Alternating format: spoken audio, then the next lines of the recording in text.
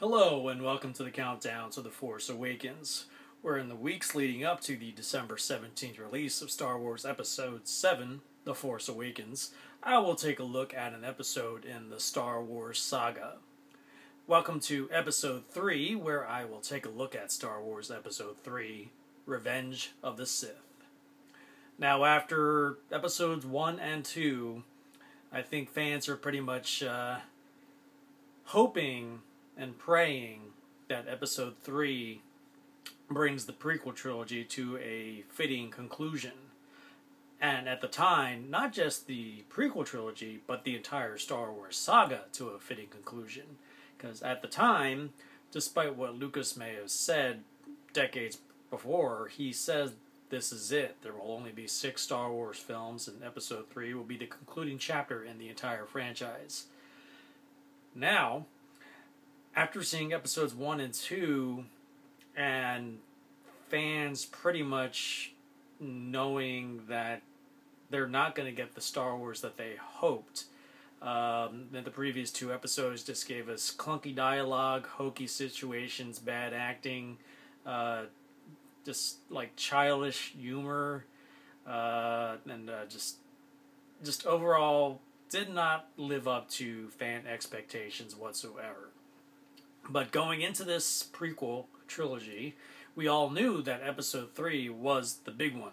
Episode 3 is the one that's going to tie it together with Episodes 4, 5, and 6. Episode 3 bridges the gap between the prequel trilogy and the classic trilogy.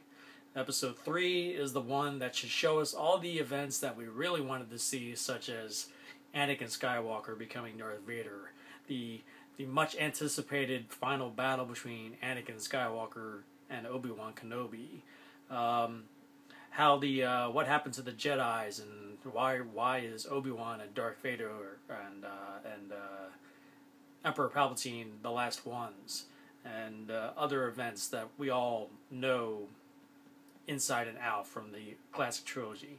There are events that we want to see happen in Episode 3 that we did not see in Episodes 1 and 2, so we're all crossing our fingers hoping that 3 delivers. After the 2002 release of Episode 2, Attack of the Clones, there were many questions left unanswered. But obviously most people were wondering just how is this all going to get wrapped up.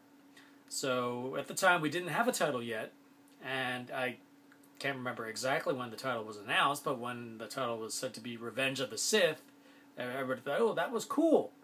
Back in 1982, 81, 82, Star Wars Episode 6 was going to be called Revenge of the Jedi. But it may be purely conjecture, but someone said that, one faction said that because Star Trek II, the Vengeance of Khan was coming out, that perhaps the title should be changed so it doesn't get confused. I don't know how people could confuse the Vengeance of Khan and Revenge of the Jedi. But so be it. But someone more altruistically said Jedi would not seek revenge. And that basically just stuck and said, oh, that makes sense. So hence it became Return of the Jedi. So now we have Revenge of the Sith, which seems like a very nice counterpoint to the 2 films that concluded their respective trilogies. So finally, in May 2005, we were all excited that we were seeing the final Star Wars film. This is the one that's going to close it all out. And overall, in comparison, when comparing it to the previous 2, this one does deliver in spades. Now, there are a number of problems with Episode 3, Revenge of the Sith, but not enough to really ruin the film and to the level that 1 and 2 were hampered by. And they had their faults, and those faults were just really brought those films down. But Revenge of the Sith, despite its flaws, has plenty going for it, and it's probably the most assured work that Lucas has done since Star Wars A New Hope. And there's just so much going on in this one. A big note is this is the first Star Wars film to be rated PG-13. So obviously right then and there we all knew this is going to be some serious stuff going down. because obviously Anakin Skywalker, as we know, somehow was fell into a pit of lava and was somehow was brought back and became Darth Vader. But how exactly did that transpire? So when we hear PG-13, then we think, oh, we're probably going to see that, aren't we? But there were a lot more other things going on in Revenge of the Sith that actually warranted the PG-13 rating. Now, in the scheme of things, at the end of 2, we were told by Yoda that the Clone Wars had begun. And fans were hoping and praying that we would actually see the Clone Wars. But instead, we were left with a series, animated series called Clone Wars that was basically done by the gentleman who was behind Samurai Jack. And that while it was kind of an unofficial canon-related Star Wars, Clone Wars film, there were elements that were from that were picked up in Revenge of the Sith. So it's almost like you need to see that series prior to seeing Revenge of the Sith so you can get an idea of just where things are. Because it just drops you right into the action, and our heroes, Anakin and ObiWan, are heading off to rescue Senator Palpatine, who was kidnapped by the General Grievous. General Grievous was not in Episode 2, but you do see him in the Clone Wars animated series that preceded the movie. So some of that backstory will help before seeing Revenge of the Sith. General Grievous is an interesting creation. He's an okay villain, but then again, he is hampered by hokey dialogue and a rather strange case of asthma. I guess there's no other way to say that. But of course, the reason why he became what he was shown in the animated series. So again, you want to check that out. But it's just kind of humorous that you have a serious villain who's suffering from asthma. And he proves to be a pretty formidable foe.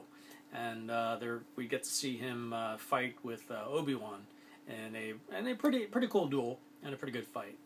Episode 3, story-wise, it picks up towards the end of the Clone Wars, and at the time we see our heroes in action, and we get to see a big rescue. We see a battle between our heroes and Count Dooku, and then we find ourselves back on Coruscant, and we see Anakin and Padme reunited, where Padme tells him that she's pregnant, and then the story kind of moves forward as they're trying to get to the bottom of finding where Grievous is and putting an end to the Separatist movement. Now, in the meantime, because Anakin is Obi-Wan's Padawan learner, and he's coming along quite well, and Ewan McGregor, who plays Obi-Wan, is really coming to his own as playing a young Alec Guinness, young Obi-Wan Kenobi. And Hayden Christensen actually fares pretty, in comparison to Episode 2, he fares pretty well in this one. From what I remember, not too much clunky dialogue. Maybe a few moments here, but overall there were like a lot of solid moments that he was afforded in this episode. There are many elements that, because this one has to bridge the gap between 3 and 4, and 3 in the original trilogy. There are a lot of plot points that had to be hit upon in order to satisfy the fans. Now unfortunately, I'm probably going to be dropping some spoilers here and there. I'm sorry, but if you haven't seen Episode 3 yet, you might want to stop now, come back later, and pick up the review when you're ready. There's a lot of interesting story elements that Lucas drops in this one. Some backstory on how Palpatine seduces Anakin to come to the dark side. How he tells him how Anakin fears losing Padme because he lost his mother. He doesn't want to lose Padme in the same fashion. So Palpatine, Sidious, basically entices him with the thought and the ability that he can bring people back from the dead and protect the living. And you can only do that by becoming a disciple of the dark side. So we see that, and there's a very fascinating story that Sidious tells him about Darth Plagueis. And and how he basically instilled the power of the Force, the dark side of the Force, in his Padawan, which may very well have been Darth Sidious himself, Emperor Palpatine. And we also see a great moment where Mace Windu, played by Samuel L. Jackson, comes in to arrest Palpatine when they discover that ultimately he is the one behind the plot to overthrow the Republic. And there's a great fight scene that goes on between them, and it's really cool. And Mace Windu proves to be the badass that he is. And it is in that moment that later on in that moment that Anakin Skywalker finally crosses over to the dark side and becomes Darth Vader. Now, in fans' minds, that moment should have been an amazing moment, but it's kind of like underplayed, and it's not really like heralded like, oh my God, he's Darth Vader. It's just like saying, is like, you will be Darth Vader. It's as simple as that. It's like, okay, but I'm like, oh, all right. But then again, that scene does get hampered a little bit by some hokey writing and a rather unintentionally funny, over-the-top moment involving Ian McDiarmid and his dispatching of Sam Jackson as Mace Windu. It was just really over-the-top and kind of funny and hokey. And when you see the film, you probably know exactly what I'm talking about, and might even chuckle here and there. And then after that, we get the great moment where we're wondering as fans what happened to the Jedi, and then we learn that the Jedi were in fact summarily assassinated by the clones and by Darth Vader, as ObiWan relayed to a young Luke Skywalker. And those moments are quite chilling. I mean, seeing Anakin, Darth Vader, marching into the Jedi Temple and just start slaying people, and a very telling and rather sad moment where they don't show it, but he clearly is going to kill a bunch of younglings, young Jedis in training, like maybe 6 or 7 years old. And it's like quite disturbing to think that's like he's sunk so low that he's willing to kill children. And as events unfold, and we see a fight, as I mentioned before, we have the fight between Obi-Wan and Grievous, and basically when he comes back from that, they basically just try to get to the bottom of who did this, who betrayed them, and then they're discovering that it was actually Anakin who betrayed them. And then the final act of the third act of the film is just unfolding of showing us what we wanted to see and tying together all the loose ends to bring episodes 3 and 4 and 5 and 6 together. So we get a great moment where Padme is talking to Anakin, trying to bring him back from the dark side.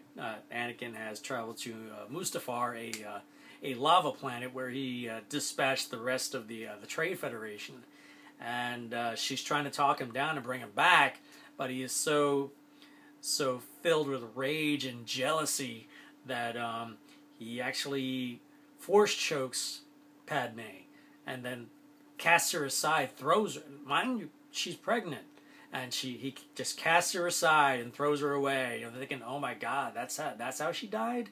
It's like that. I was not expecting that. It was that actually quite tragic, and thinking that it was actually Anakin's own hand that killed his own wife and what he assumed would be his kids. But unfortunately, Lucas didn't have the balls to go that far, and we were denied that very tragic, dramatic moment. But that leads into the great fight scene between Anakin and Obi-Wan Kenobi, which prior to their starting their duel, they have a great speech and a great debate about who they're fighting for and what side they're fighting for and why. And then we get the great duel. But as is typical Lucas fashion, he likes to intercut multiple storylines. And instead of just focusing on the fight that fans were long wanting to see, we basically are left with getting a side story of a fight between Yoda and the Emperor, and basically that whole part felt like a distraction from the ultimate story of Anakin and ObiWan fighting each other to the death, and it felt like filler to me, and it just gradually got even more silly as Yoda and Palpatine fought. I mean, literally, they're in the Senate chamber throwing platforms at each other using the Force. And ultimately, I just want to okay, I don't need to see this. You can forget this. I just want to go back to the fight. And the fight is great. It's very raw, and they're really battling each other. But I wanted to see more of that. And I wanted to see the drama of it fleshed out a little more than what was shown. And of course that leads to the moment where Obi-Wan defeats Anakin and sets in motion where Anakin is disfigured in full view, and we see it all, and becomes permanently scarred and burned, and we get a great moment between Obi-Wan and Anakin where Obi-Wan professes his love for his brother and how he was supposed to be the chosen one, and not to bring darkness to the Force, but to bring light. I'm totally paraphrasing, but you get the gist. And then after that, we get it starts quickly winding down and tying things together. And we get probably one of the cheesiest moments in the entire prequel trilogy, is a moment where we get to see the birth of Luke and Leia, which is great, but the way Padme dies was just corny and hokey. We saw her Force choked, and it would have made sense that she just died from complications of childbirth, but instead it's just saying that the medical droid comes up and saying, "Yeah, she's in perfectly good health, we just don't understand, she just seems to have lost the will to live, and she's just dying." That might seem like a romantic gesture, but in terms of story, it would have had more of an impact if we knew that it was Anakin's doing, not the fact that he broke her heart, but Anakin's physical abuse of his wife that did her in. And that would have been even more tragic to know that's what happened. But alas, she just fades away and dies after giving birth to her kids. They should have just said she died from complications of childbirth, and that would have been it. And that would have been sad, even more sad than the way it was presented. From there, we get more connections to Episode 4, and they really try to. Lucas sets it up so we know how Leia ended up on Alderaan with the Organas, and how Luke ended up with Aunt Beru and Uncle Owen on Tatooine, and how Obi-Wan ended up on Tatooine, and also how we don't actually see it, but how Yoda ends up on Dagobah.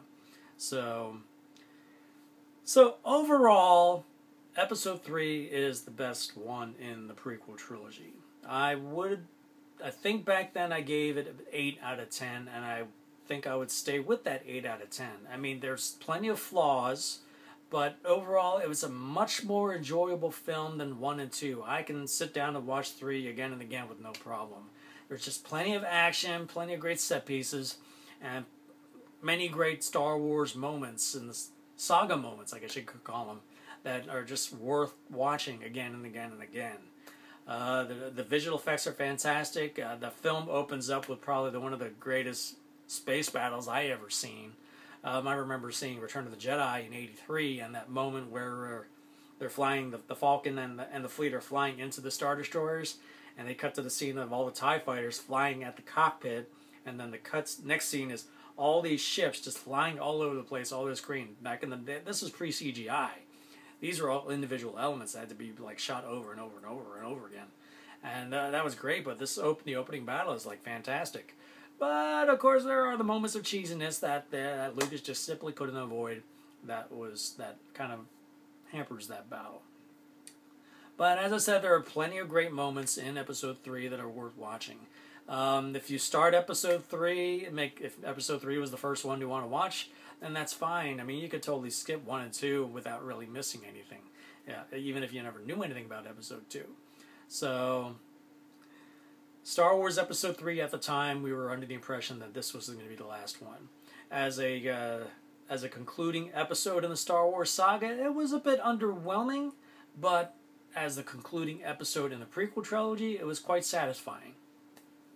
It, like I said, it tied things together with the original trilogy and gave great allusions as to where things were going, and it's solid introductions to characters we've been waiting to see, and it was a rough haul to get to this episode, but in the end, it was worth it.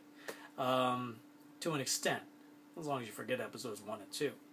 So, Star Wars Episode 3, Revenge of the Sith, I would have given an 8 out of 10. Like I said, it's a satisfying conclusion to the prequel trilogy, but an underwhelming conclusion to the Star Wars saga. But alas, it was not, and is not going to be the final film in the Star Wars saga, as we all know that Star Wars Episode 7, The Force Awakens, is just around the corner. So, if you like my review, please hit that like button below. I've included the links to my looks backs at Episodes 1 and Episode 2. And what do you say? Was Episode 3 your favorite in the prequel trilogy? Your favorite Star Wars film overall? Did you love it? Did you hate it? What were your favorite things about it? What did you hate? What did you hate? There wasn't that much Jar Jar, so there's not much there to hate. So please comment below and let me know. And if you haven't already subscribed to my channel, please do. And to all those who already have subscribed, thank you very much. But please subscribe so you can stay on top of my reviews, as well as other Throwback Thursday episodes, and also to future countdown to the Force Awakens episodes. On the next episode, we're going to where it all began, where my love affair with movies and my love affair with this saga all started in 1977. In Episode 4, we're going to be taking a look at Star Wars. So until next time, may the Force be with you.